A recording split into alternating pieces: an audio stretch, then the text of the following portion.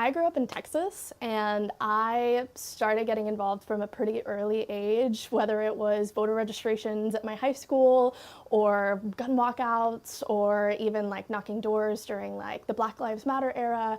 So I've always been a little bit involved, and ever since I moved to the city, I've bounced around between a few things and done a few projects, but when I found 5051, I think the message really resonated with me. It's this idea that we're not an organization, we're a movement. And whatever we do is to benefit the movement and not us. We don't fundraise.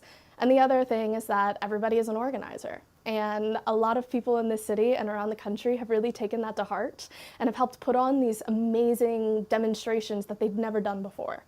So I found my way there and I just rolled with it.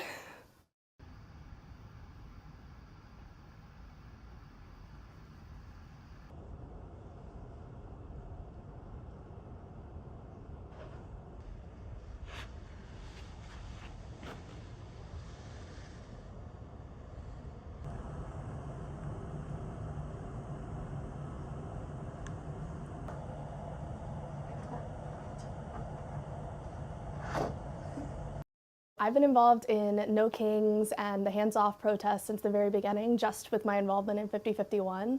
And generally the message is that, you know, we have a president that is consistently overreaching executive authority, you know, doing a lot of things that millions of Americans disagree with every single day. He's ignoring the courts, you know, there's illegal firings, all of these things, and no matter what cause we all come together for, it's all to come together and say, like, we're not going to put up with it. We're standing together in peaceful resistance, and we're getting organized.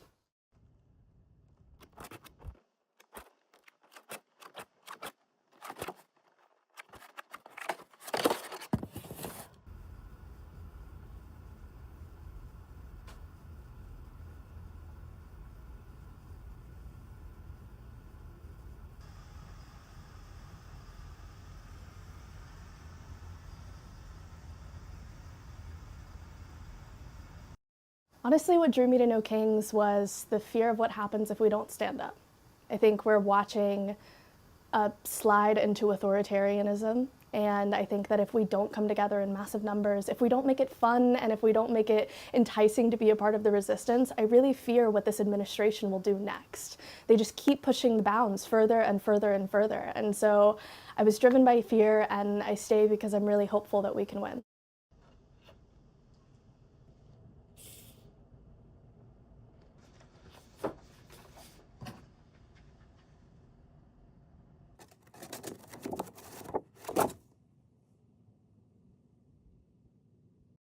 A lot of people are feeling really hopeless right now, and the thing that makes me feel less hopeless is being involved and being in a community of people that feel like, as crazy as it is what we're up against, that we still have a chance at winning.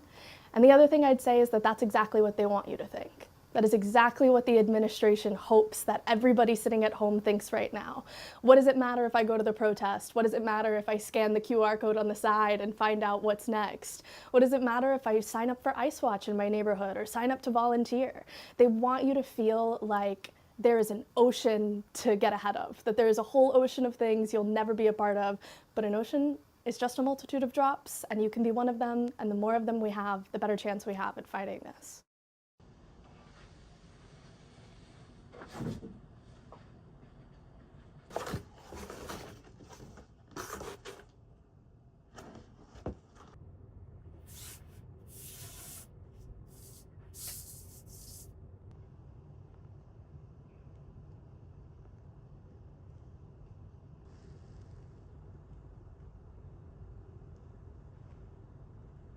What we're doing is nonviolent, peaceful protesting. There's going to be a ton of joy and a ton of diversity.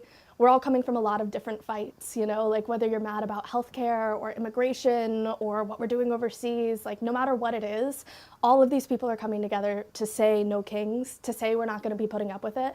And we have a trained team of over 200 security marshals and a whole separate team for de-escalation that's ready on the ground to make sure that we keep things peaceful and nonviolent, especially with the rhetoric of this administration lately. It's really important that we bring the joy and that we bring the community.